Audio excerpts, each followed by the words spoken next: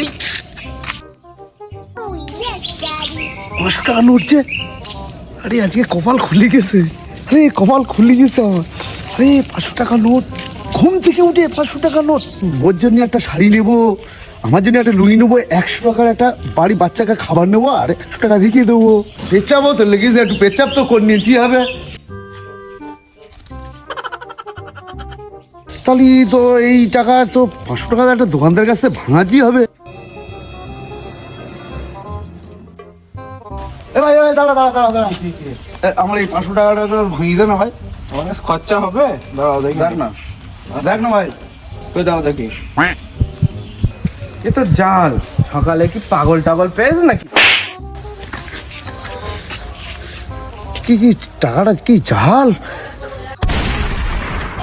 জাল নোটটা কি জাল? তাহলে কি আমি ঘুমাচ্ছিলাম?